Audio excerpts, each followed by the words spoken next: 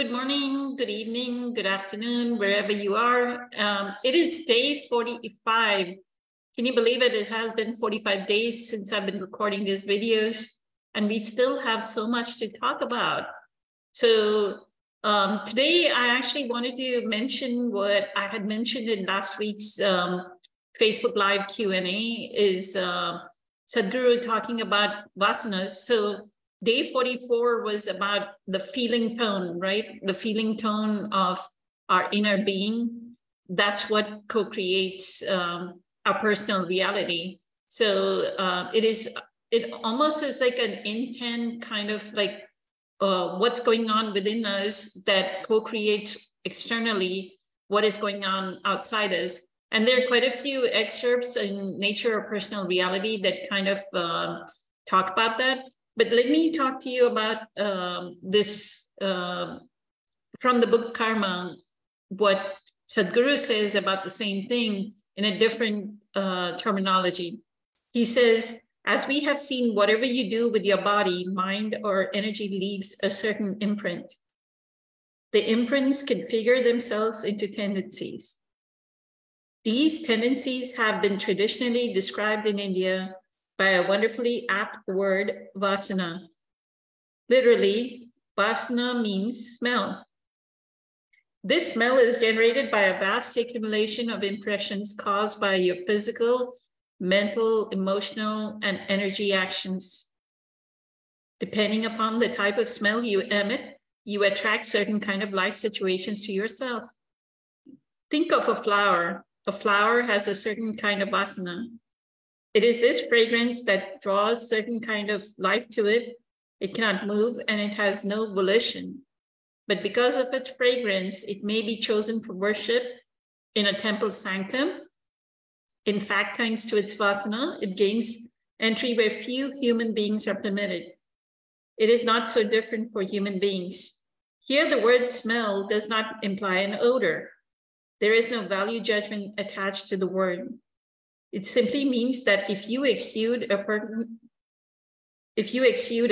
kind of vasana, existence will ensure you land up in certain places at certain times. If you exude another type of vasana, existence will make sure you land up in certain other places. So what moves towards you and also what moves away from you are determined by the smell that emanates from you. Your vasana depends, of course, entirely on the kind of residual memory or karmic content you carry. So there is so much of an importance to go within, right? This works in subtle ways. You may not be aware of it, but in wakefulness and sleep, you are performing karma. A simple thought pattern could make you function in specific ways. If you keep thinking about the movies or perhaps a particular movie star, for instance, you're very likely to see a particular person in a crowd who shares your passion. You might miss the others, those who love books or meditation or something else. If you see 1,000 faces before you, your vasana is likely to draw you towards someone who's similarly inclined. So he goes into quite a few stories here about how he was very much attracted to snakes, but that was his vasana, that he was able to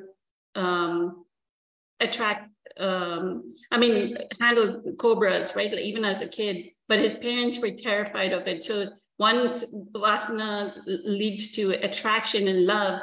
The other one leads to aversion, right? That's what he explains. But the spiritual practice that he says here is a simple way to become aware of your vasana is to try to stay away for a length of time from that which you like, long for, love, or consider to be most precious. The intensity of the pangs you go through when you stay away tells you something about the nature and depth of your vasana. Now that you have identified your vasana, you can start working on transformation. If you think your entanglement is related to food, wait a few moments before you have a meal. If you're eagerly awaiting the arrival of a loved one, consciously wait a few moments longer before you meet them. Depending on how deeply entangled you think you are, wait consciously for a few more moments before you engage in that activity or interaction. You will see that your experience of food or love or life generally becomes that much more profound. Gradually, the 2 minutes of waiting for a meal could be extended for 2 hours or for an entire day. This deceptively simple exercise can mark the beginning of a tremendous inner shift. Consciousness is not a matter of behavior, it is the nature of existence. Compulsiveness, however, is behavioral. The moment you wait before you engage in a compulsion, you're aligning yourself with the conscious nature of existence. Over time, this helps weaken the compulsive nature of your behavior. I'll read that again. So, consciousness is not a matter of behavior. It is the nature of existence. Compulsiveness, however, is behavioral. The moment you wait before you engage in a compulsion, you are aligning yourself with the conscious nature of existence. Over time, this helps weaken the compulsive nature. So it's almost like, I think even Eckhart, when he was doing a newer webcast, somebody asked him, what should they do when they have this addiction to smoking? And he said, wait a few moments. Like the compulsiveness of the addiction will draw you towards that you want to pick up a cigarette, right? But wait a few moments and wait for that sensation, that urge, that wantonness that comes through, right? Let it experience the wantonness more than wanting to just take the cigarette. Because if we are unconscious, we are just unconsciously like just picking up a cigarette, picking up a cup of coffee. Like our mind will tell us, oh, I've woken up and just to start the peristaltic movement in our body to go to the bathroom, I need a cup of coffee, right? That's quite a few people in India talk about tea that way, that they, as soon as they want, they wake up, they want warm, hot water, like cup, boiling hot water tea, so that they can go use the restroom. But if you let go of the compulsion, then you don't need tea or you don't need coffee. And Patricia and I, we don't do caffeine, so we are the greatest examples of that we don't need coffee or tea to lead our life, right? That is not needed. I mean, we drink tea, but we drink like plant-based tea, like lemon balm tea or chaga mushroom tea, which is just a specific mushroom that's it's natural.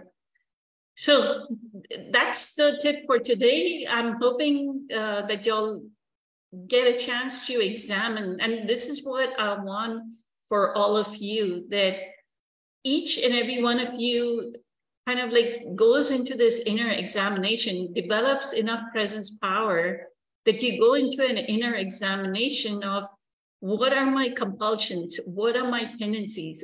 Is my compulsion? And here Sadhguru used very easy things, right? He said, just use food, or like I use the example of cigarette, but think about things like anger. Why do I have to be angry at something, right? Is that a compulsive reaction?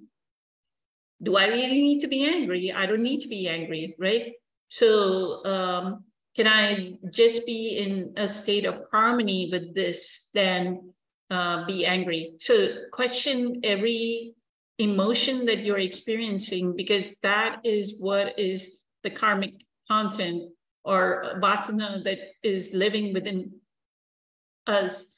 And the way to understand this is something may be happening. Like, let's say, like right now, the most common discussion, this is June 12, 2023, there's some kind of smoke, like residual smoke and retardant, flame retardant that's in the air in New York and the Northeast of United States. So some people may get angry about it, right?